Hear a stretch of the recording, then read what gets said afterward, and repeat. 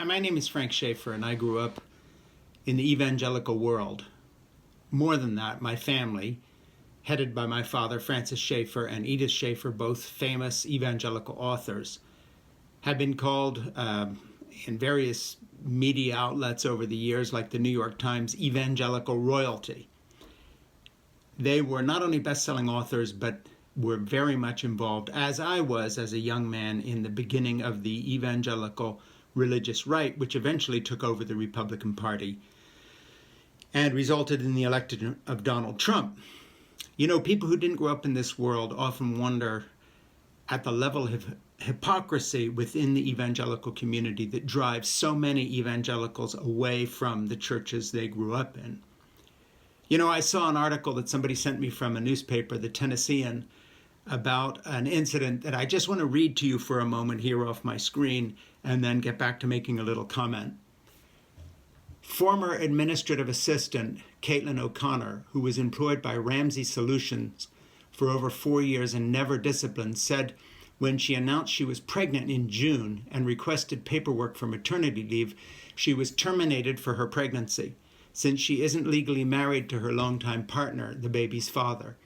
Lawyers for Ramsey Solution, owned by Dave Ramsey, a conservative financial titan, who made headlines when he hosted a giant Christian Christmas party during the pandemic and refused to let his employees work from home, said O'Connor wasn't fired because she was pregnant. She was terminated for having premarital sex. O'Connor isn't the only employee at the company fired when they learned about their sex lives. New court filings reveal that Ramsey Solutions disciplined at least 12 other employees for having sex before marriage in recent years. And I just want to bring up a couple points here. You know, back in the 1970s with Dr. C. Everett Koop and my father, Francis Schaefer, I produced and directed a film series called Whatever Happened to the Human Race. Many publications, newspapers, historians, and others say that that's the foundation of the evangelical anti-abortion movement, the pro-life movement, that became the litmus test for evangelical voters who decided that getting pro-life justices on the Supreme Court was the most important thing. Now we come to a company that runs various media outlets and radio stations by an evangelical zillionaire who uses his clout to fire a woman who's pregnant. Now that's a fine way to help women keep a child, isn't it? Here is a young woman who gets pregnant outside of wedlock, and an evangelical company that takes a stand on the moral issues fires her for having premarital sex. So don't ever ask yourself again, why do people call white evangelical Trump-voting Christians such hypocrites? It's because of jerks like Mr. Ramsey, who throw his weight around as a white evangelical Christian bigot, firing a young woman who gets pregnant because she asked for maternity leave, heaven forfend. This same man carried on Christmas parties and didn't let his people work from home, I guess buying into Donald Trump's idea that the COVID epidemic was a hoax. So his view of pro-life is fire a girl who gets pregnant, hold a Christmas party when you're not supposed to gather in large numbers, don't let your employees work from home. And this is the evangelical witness. Don't ever ask me again why I quit the evangelical world. They are ugly. They are bigots. They are irrational.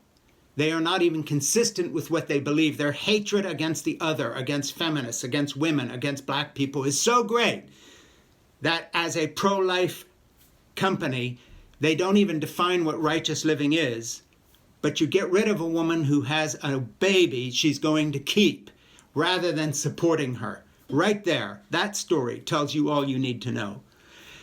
We, back in the 1970s in the evangelical movement, sold fake family values. And what Ramsey did and what his company did, Ramsey, is a good example of these fake family values. And I've spent the last 30 years since I left the movement trying to denounce these fake family values, these same fake family values that eventually ended up with people from evangelical churches and backgrounds and companies, like this one, storming the Capitol, denying a fair election result, and now in Georgia trying to roll back voting rights as the only way they can win in the future. White evangelicals are a threat to democracy, but they're also a threat to just basic human rights. Who fires a pregnant woman who's worked for you for 4 years without incident because she got pregnant, and you call this righteous living? You hypocrite, you whited sepulchre, to quote the Bible. Clean on the outside, filthy within. That is the evangelical world. That is the fake family values of evangelicals. And there's an example, one of millions you could cite. It is outrageous. My name is Frank Schaeffer.